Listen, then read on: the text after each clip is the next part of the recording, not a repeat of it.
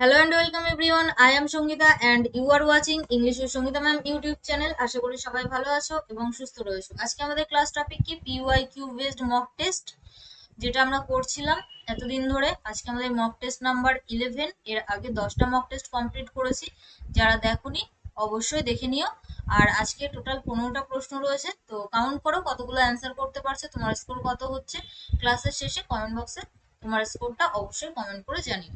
তো সবাইকে good morning and সুপ্রভাত জানিয়ে শুরু করবো আজকের ক্লাস। তো চলো লেট স্টার্ট। তার আগে দেখো আমাদের স্ক্রিনে সিলেবাসের রয়েছে ফর ডাব্লিউপি কেপি 2024 এর জন্য, যারা নিউ স্ক্রিনশট রাখতে পারো। আর যদি গ্রামারটাকে একেবারে বেসিক থেকে শিখতে চাও সেক্ষেত্রে প্লে লিস্টে যাও, ডাব্লিউপি ইংলিশ ক্লাস 2021। এই প্লে লিস্টে গেলেই কিন্তু সমস্ত ক্লাসের আর কি গ্রামারের যে ক্লাসগুলো রয়েছে ডিটেলস সেগুলো দেখতে পাবে। যারা ইচ্ছুক অবশ্যই সার্চ করে দেখতে পারো। চলো নেক্সট কোশ্চেন নাম্বার 1 আমাদের স্ক্রিনে। Select the most appropriate antonym of the underlined word in the given sentence.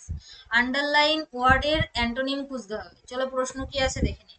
These types of insects are usually very difficult to eradicate. Eradicate এর বিপরীত শব্দ খুঁজতে হবে। Emancipate, annihilate, conserve, devastate. So your time starts now for question number 1. চলো answer করো, আমাদের সঠিক উত্তর কি হবে।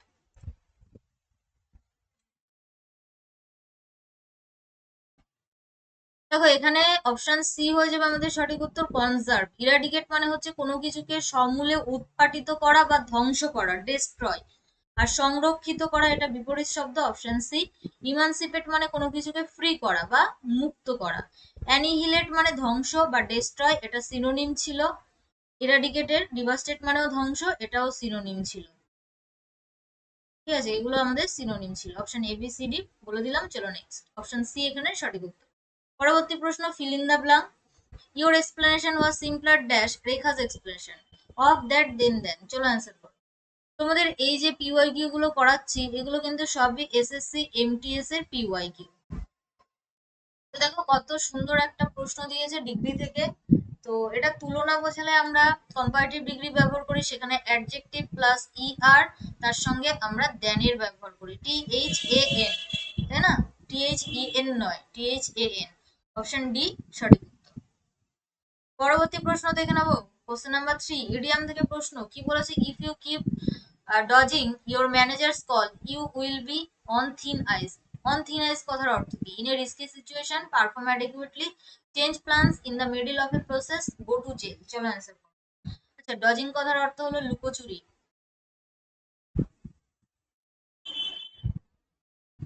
লুকোচুরির আর একটা হয় যেটা হলো হাইড অ্যান্ড সিক, তাই না? এটাই আমরা জানি, লুকোচুরি মানে হচ্ছে হাইড অ্যান্ড সিক, SWK। সেটা ডজিংও হয়। চলো নেক্সট। ও এখানে অ্যান্সারটা বলে দিই, দেখো অন দ্য থিন আইস কথার অর্থ হচ্ছে in a risky situation. Option A হয়ে যাবে আমাদের সঠিক উত্তর।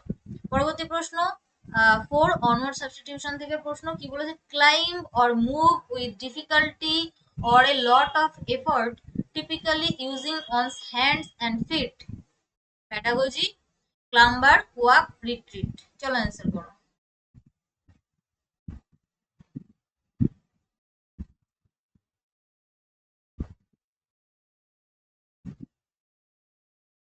এখানে ক্লাম্বার হয়ে যাবে সঠিক উত্তর, ক্লাম্বার।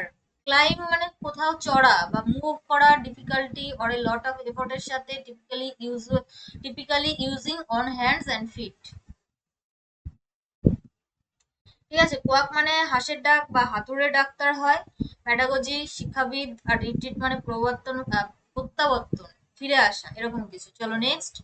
5 অপশন বি এখানে সঠিক উত্তর। 5 বলেছে, দেখো একটা সেন্টেন্স দিয়ে দিয়েছে, একটা পার্ট আন্ডারলাইন করা।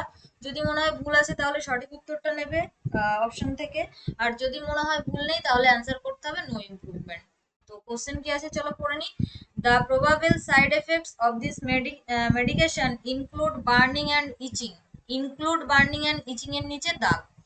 Including burning and itching, can be including burning and itching. Next বলেছে includes burning and itching, no improvement required. চলো অ্যান্সার করো।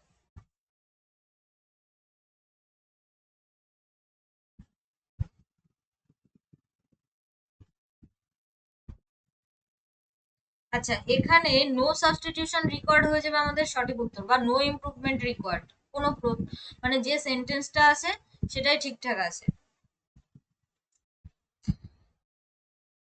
তো চলো একটু ডিসকাস করি ব্যাপারটা কি। দেখো কি বলেছে, দ্য প্রবাবল সাইড এফেক্টস, সম্ভাব্য সাইড এফেক্টস। দেখো সাইড এফেক্টস এটা আমাদের এই টোটালটাই আমাদের সাবজেক্ট। সাবজেক্টটা এক বচন নাকি বহু বচন? সাইড এফেক্টস অনেকগুলো এফেক্টস, তো সেক্ষেত্রে এটা আমাদের প্লুরাল। যদি প্লুরাল হয় তাহলে নিশ্চয়ই ইনক্লুডস কথাটা আমরা ব্যবহার করব না। যদি প্রেজেন্ট ইনডিফিনিট হয় সেক্ষেত্রে কর্তা যদি থার্ড পারসন সিঙ্গুলার হয় ভার্বের সঙ্গে এস বা ইএস যুক্ত করি। তো এখানে যেহেতু বহুবচন আছে তাহলে ইনক্লুড যেটা সেটাই ঠিক আছে। আর বার্নিং টিচিং যেটা সেটাও ঠিক আছে, তাহলে নো ইমপ্রুভমেন্ট রিকোয়ার্ড। পরবর্তী প্রশ্ন, ইনকারেক্টলি স্পেলড ওয়ার্ড কোনটা, মানে ভুল বানান কোনটা আছে সেটা খুঁজতে হবে। অ্যাপিস, অ্যাবেরেন্ট, আরবিটারি, আরবিট্রেরি, আরবিট্রেরি আর ইনসিপিড। এখানে ভুল বানান কোনটা আছে সেটা খুঁজতে হবে। চলো অ্যান্সার করো।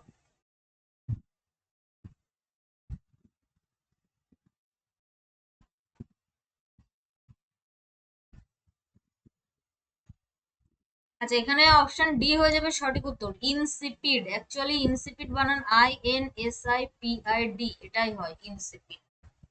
ঠিক আছে, ইনসিপিড বানানটা ভুল ছিল, INSIPID। ইনসিপিড কথার অর্থ হচ্ছে স্বাদহীন,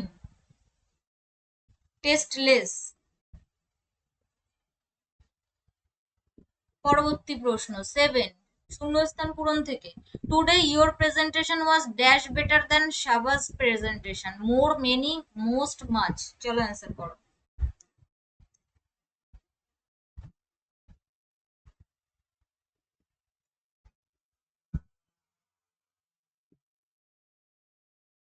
এখানে আমাদের সঠিক উত্তর হয়ে যাবে অপশন ডি, মাচ। আচ্ছা, মাচ বেটার। দেখো সাধারণত কম্পারেটিভ ডিগ্রির গুড থেকে আসে বেটার, তাই না? গুড, বেটার, বেস্ট,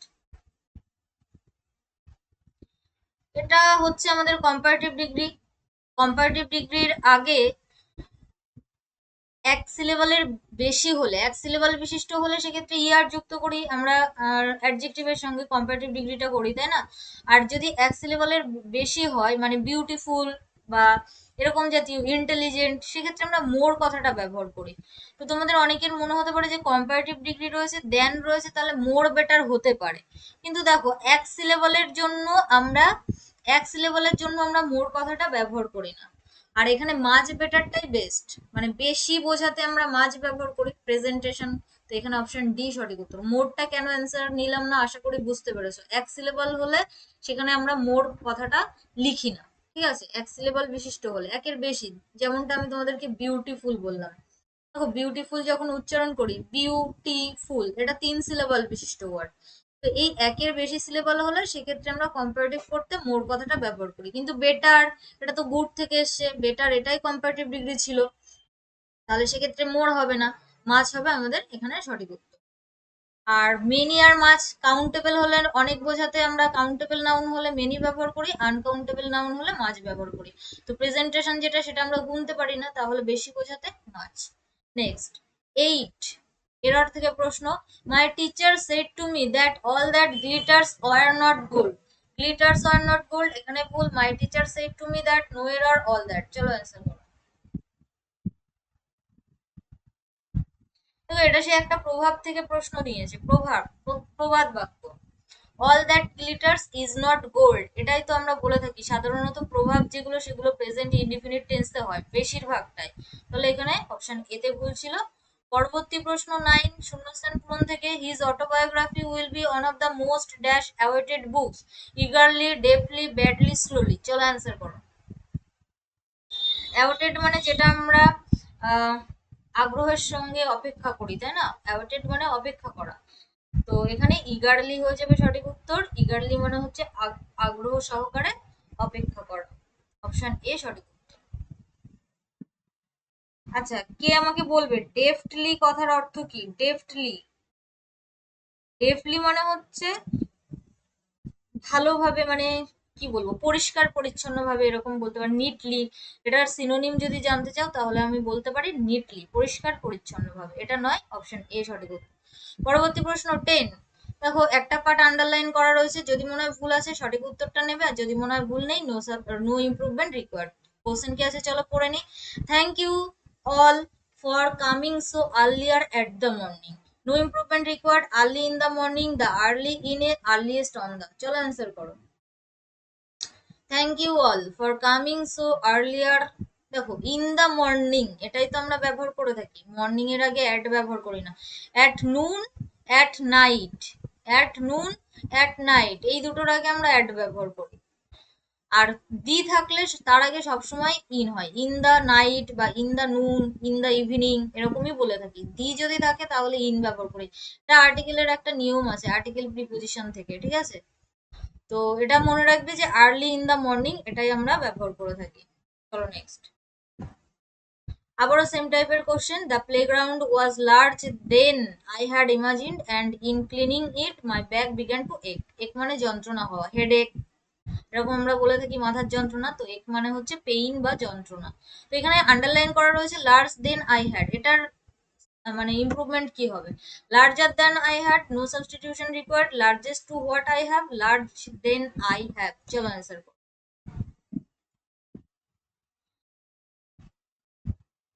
আমি যেটা ইমাজিন করেছিলাম তার থেকে প্লেগ্রাউন্ড যেটা সেটা লার্জার ছিল, এখানে larger than I had, option A সঠিক উত্তর। কম্পারেটিভ ডিগ্রি, তারপর দেন, তারপর আই হ্যাড ইমাজিনড, এটাই। চলো নেক্সট। ইডিয়াম থেকে প্রশ্ন। টু ফুট দ্য বিল কথার অর্থ কি? To reveal a secret, to be friendly, to hold grudges. Next বলেছে to make payment.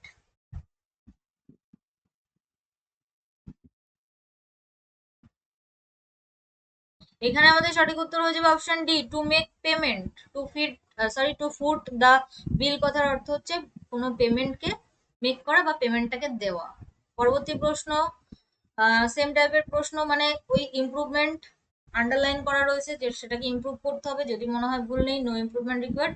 Shall you pass me that pasta bowl, shall you pass এর নিচে আন্ডারলাইন করা, ওটা শ্যাল পাস ইউ হবে। Can you pass, food passing you, no improvement required. চলো answer করো।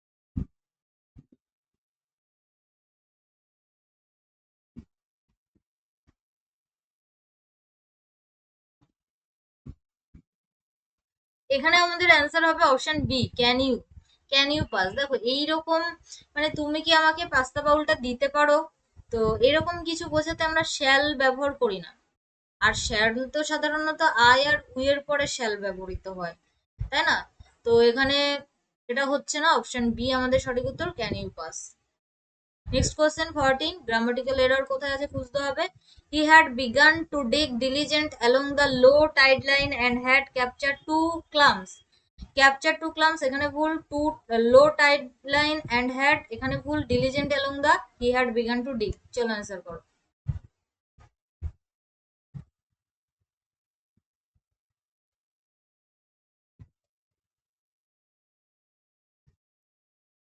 এখানে ভুল রয়েছে ডিলিজেন্ট, যেটা এই জায়গাটাতে ভুল, অপশন সি সঠিক উত্তর। কি ভুল রয়েছে?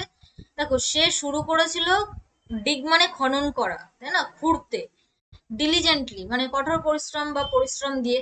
তো এখানে দেখো ডিলিজেন্ট যেটা সেটা অ্যাডজেক্টিভ রয়েছে, ডিলিজেন্ট যেটা রয়েছে সেটা অ্যাডজেক্টিভ। ভালো করে বুঝবে ডিলিজেন্ট কথার অর্থ কি, পরিশ্রম দিয়ে, বা কি বলতে পারি, অ্যাকচুয়ালি ডিলিজেন্ট মানে হচ্ছে পরিশ্রম, আর ডিলিজেন্টলি মানে হচ্ছে পরিশ্রম সহকারে, বা সযত্নেও বলতে পারো। আচ্ছা, ভার্বকে বিশেষিত করতে পারে অ্যাডভার্ব, ভার্বকে কে বিশেষিত করে? অ্যাডভার্ব। কিন্তু এখানে দিয়ে রেখেছে যেটা সেটা হলো অ্যাডজেক্টিভ।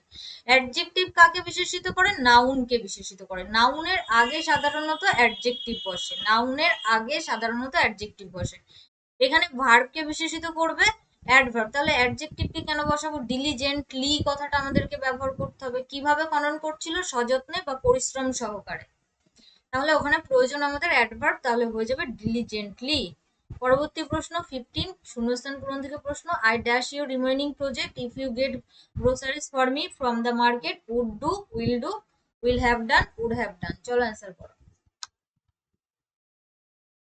বলছে তোমার রিমেইনিং প্রজেক্টটা আমি করে দেব যদি তুমি গেট গ্রোসারিজ ফর মি, মানে গ্রোসারি এনে দাও আমাকে ফ্রম দ্য মার্কেট, মার্কেট থেকে। তাহলে এখানে আই উইল ডু এটাই হবে, আমি তোমার রিমেইনিং প্রজেক্টটা করব if you get groceries for me from the market. এবার দেখো ইফ এর সঙ্গে, এটা সেই ইফ এর একটা কন্ডিশন, ইফ এর সঙ্গে গেট মানে V1 রয়েছে, তাহলে ইফ এর সঙ্গে যদি প্রেজেন্ট ইনডিফিনিট টেন্স থাকে, তাহলে মেইন ক্লজ যেটা হয় সেটাকে আমরা ফিউচার ইনডিফিনিট টেন্সে গঠন করি। আয়ের পর সাধারণত শ্যাল বসে, কিন্তু জোর দিয়ে বোঝাতে যে আই উইল ডু, আমি করবই, এরকম কোনো কিছুকে এমফাসাইজ বা জোর দিয়ে বোঝাতে সেক্ষেত্রে আমরা শ্যালের পরিবর্তে উইল কে ব্যবহার করি আয়ের পর। তাহলে এখানে আই উইল ডু এটাই হবে আমাদের সঠিক। Option B is our right answer. ঠিক আছে, এই ছিল আজকের ক্লাস। আশা করি ভালো লেগেছে। যদি ভালো লেগে থাকে অবশ্যই একটা লাইক করবে, ফ্রেন্ডসদের মধ্যে শেয়ার করবে। আর যদি চ্যানেলটিকে সাবস্ক্রাইব করা না থাকে তো অবশ্যই সাবস্ক্রাইব করে আমাদের পাশে থাকবে। এছাড়া আমাদের সঙ্গে সরাসরি যোগাযোগ রাখতে আমাদের ফেসবুক গ্রুপ, টেলিগ্রাম গ্রুপে যুক্ত হয়ে যাও। ইজি স্টাডি সহজ পাঠ এটা লিখে সার্চ করো ফেসবুক অথবা টেলিগ্রামে, অ্যান্ড জয়েন হয়ে যাও। অ্যান্ড আউট অফ 15 কত স্কোর করলে সেটা অবশ্যই জানিও। তোমরা কিন্তু কমেন্ট বক্সে কমেন্ট করে জানাও না, অবশ্যই জানাবে। ওকে, থ্যাংকস ফর ওয়াচিং। সবাইকে অসংখ্য ধন্যবাদ শেষ পর্যন্ত দেখার জন্য। আবারও বলছি, যারা নিউ, যদি চ্যানেলটিকে ক্লাস করে ভালো লাগে অ্যান্ড চ্যানেলটিকে যদি সাবস্ক্রাইব করা না থাকে সাবস্ক্রাইব করে রাখো for more updates and live classes. দেখা হচ্ছে নেক্সট ক্লাসে, সেই পর্যন্ত সবাই ভালো থেকো, সুস্থ থেকো, টাটা, বাই। আর একটা কথা, যদি কোনো প্রশ্নের উত্তর নিয়ে কোনো রকম ডাউট বা কনফিউশন হয় যে ম্যাম আপনি এই অ্যান্সারটা কেন বললেন, এটা হতে পারতো, তো অনেক সময় বাই মিস্টেক হয়ে যায়, তাই না? তো সেক্ষেত্রে অবশ্যই কমেন্ট বক্সে কমেন্ট করো, আমি তোমাদেরকে রিপ্লাই করে দেবো। চলো টাটা।